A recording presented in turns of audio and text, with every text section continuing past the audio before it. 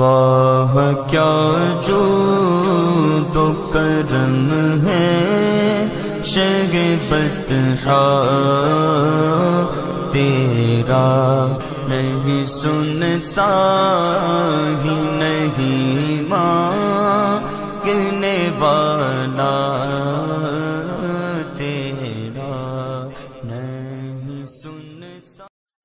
الحمدللہ رب العالمین والصلاة والسلام علی سید المرسلین۔ آج ہمارا موضوع نبی پاک صلی اللہ تعالی علیہ وآلہ وسلم کی حدیث پاک کی حرمت کو بیان کرنا ہے۔ ہمارے اسلاف کا یہ انداز تھا، بالخصوص صحابہ کرام علیہم رضوان کا یہ طریقہ تھا کہ حدیث رسول بیان کرنے میں بہت احتیاط کیا کرتے تھے، اور چاہیے بھی یہ کہ جب بھی پتہ چلے کہ یہ سرکار علیہ الصلوۃ والسلام کا ارشاد ہے، ہم اس کو حدیث سمجھ کے بیان کر رہے ہیں، جب ہم کہہ رہے ہیں کہ یہ حدیث رسول ہے تو اس وقت مکمل طور پر اس چیز کی تحقیق ہونا چاہیے کہ کیا واقعی سرکار علیہ الصلوۃ والسلام کی حدیث پاک ہے۔ صحابہ کرام علیہم رضوان اس بارے میں کتنا احتیاط کیا کرتے تھے۔ امام نسائی علیہ رحمہ نے اپنی نسائی شریف کے اندر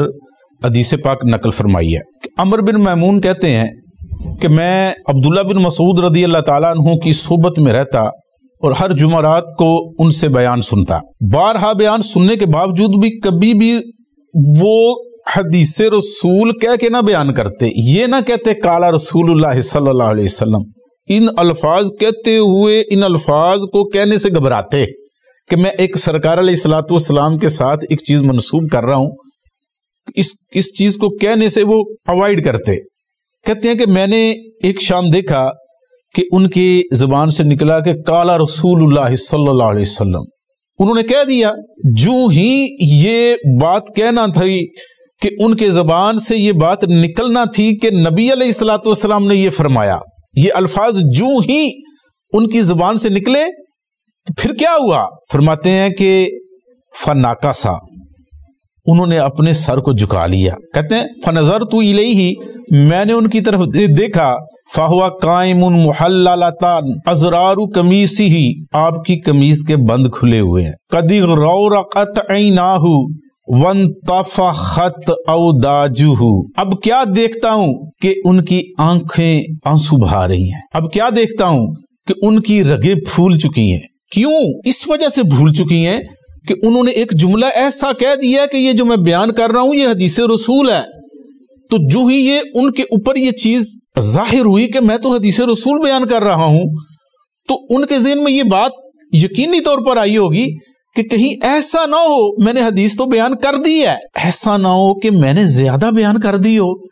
تو کہنے لگے حدیث پاک بیان کر کے کہنے لگے یا تو یہ حدیث ہے او دون ذالک، یا اس سے کم ہے، اس خوف سے کہ کہیں میں نے زیادہ نہ کہہ دی ہو، وہ الفاظ نہ بیان کر دیے ہوں کہ جو سرکار نے نہیں ارشاد فرمائے، پھر دون ذالک کہہ دیا کہ یا اس سے کم ہو، یا پھر ذہن میں بات آئی کہ کہیں سرکار علیہ الصلوۃ والسلام نے تو الفاظ زیادہ نہ فرمائے ہوں، میں نے کم نہ کر دیے ہوں، تو پھر کہنے لگے او فوق ذالک،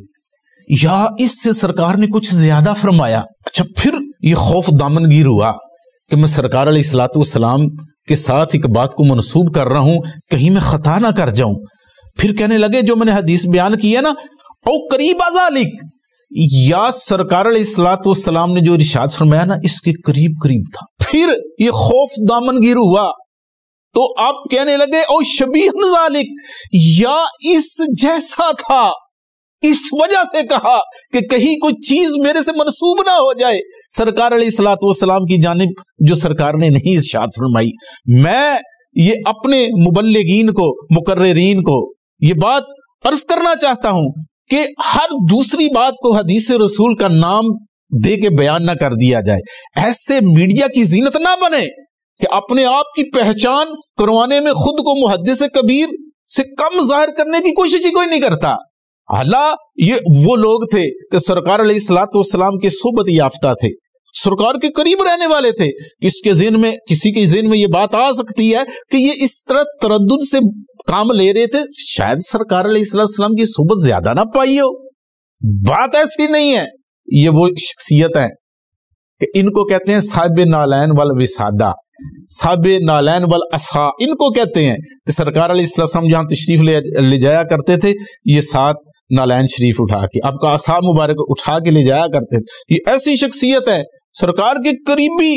لوگوں میں سے یہ ہیں کہ پردے کے احکام نازل ہونے کے باوجود بھی ان کو سرکار کے آستانے میں بغیر اجازت کے آنے جانے کی اجازت تھی، ہر دفعہ اجازت لینے کی حاجت نہیں پڑتی تھی۔ یہ وہ شخصیت ہیں کہ نبی پاک علیہ الصلوۃ والسلام نے فرمایا ہے جن لوگوں کے لیے کہ قرآن ان سے لو، ان کے اندر ایک عبداللہ بن مسعود ہے۔ یہ وہ شخصیت ہے، یہ وہ شخصیت ہے کہ نبی علیہ الصلوۃ والسلام نے ان کے بارے میں ارشاد فرما دیا کہ جو ابن مسعود تمہیں دے دیں وہ لے لو، جس سے منع کریں اس سے باز آ جاؤ۔ اتنے مناقب، اتنے فضائل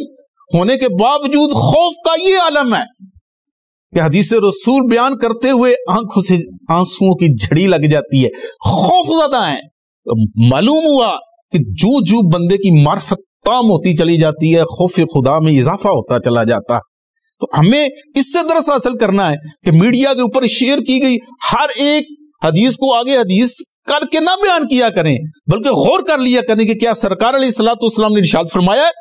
کیوں اس کے ہر دوسری بات کو آگے شیئر کر دینا ہمارے لیے بہت زیادہ نامناسب ہو سکتا ہے، ہمارے لیے وعید بن سکتی ہے۔ تو نبی پاک علیہ الصلوۃ والسلام نے ارشاد فرمایا من کذب علی متعمدا فلیتبوأ مقعدہ من النار، جو قصدن مجھ پہ جھوٹ باندھے چاہیے کہ وہ اپنا ٹھکانہ جہنم میں بنائے۔ اس لیے لمحہ فکریہ کہ ہمیں غور و فکر کر کے سرکار علیہ الصلوۃ والسلام کا ارشاد آگے بیان کرنا ہوگا۔